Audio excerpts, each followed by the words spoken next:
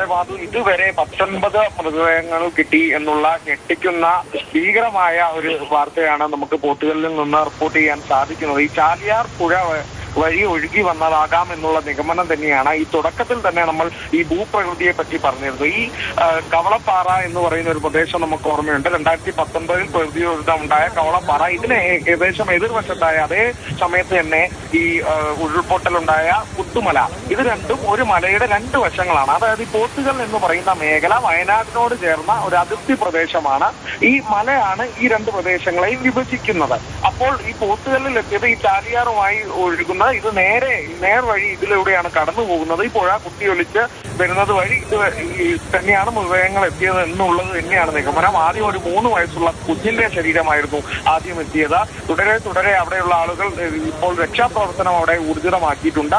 ഫയർഫോഴ്സിന്റെ ഉൾപ്പെടെ നേതൃത്വത്തിൽ തെരച്ചിൽ വിപുലീകരിക്കാൻ ഉൾപ്പെടെയുള്ള നിർദ്ദേശം അവിടെ ഉണ്ടായിട്ടുണ്ട്. ചാലിയാർ പുഴയിൽ ഇപ്പോൾ ഈ ആദ്യ മൃതദേഹം വന്നതുപോലെ തന്നെ അവിടെ തിരച്ചിൽ നടത്തുകയാണ്. അപ്പോഴാണ് 19 മൃതദേഹങ്ങൾ എത്തിയെന്ന് ഉള്ള ഒരു വാർത്ത ഇപ്പോൾ വരുന്നത്. ആദ്യം 3 വയസ്സുള്ള ഒരു കുഞ്ഞിന്റെ ശരീരമാണ് ആദ്യം ഈ മേഖലയിൽ കണ്ടത്. ഇപ്പോൾ 19 മൃതദേഹങ്ങൾ അവിടെ കിട്ടിയിരിക്കുന്നു എന്നുള്ളതാണ് മാത്രം. നേരത്തെ അവിടുത്തെ പഞ്ചായത്ത് പ്രസിഡന്റ് നമ്മൾ സംസാരിക്കുമ്പോൾ പറയുന്നുണ്ടായിരുന്നു അരുൺ, അതായത് ഈ 9 മൃതദേഹങ്ങൾ കണ്ടെത്തിയത് ഇപ്പുറത്ത് നിന്നാണ്, പുഴയുടെ അപ്പുറത്ത് പോയാൽ മാത്രമേ അവിടെയും ചില മൃതദേഹങ്ങളൊക്കെ കണ്ടെത്തി എന്നുള്ള വിവരം കിട്ടുന്നുണ്ട്. കൃത്യമായ ഒരു വിവരങ്ങൾ കിട്ടുകയുള്ളൂ എന്ന്. അതെ, ഈ ഔദ്യോഗിക സ്ഥിരീകരണം വരേണ്ടതുണ്ട്.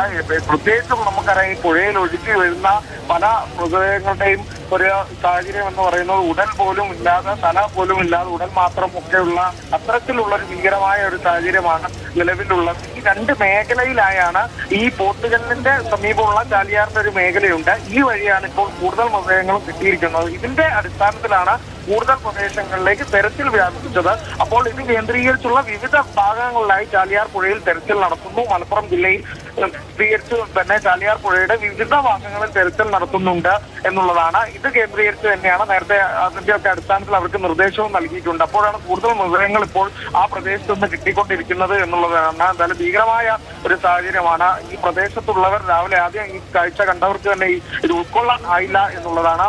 ഇപ്പോൾ എന്തായാലും തിരച്ചിൽ അവിടെ പുരോഗമിക്കുകയാണ്. മാധു.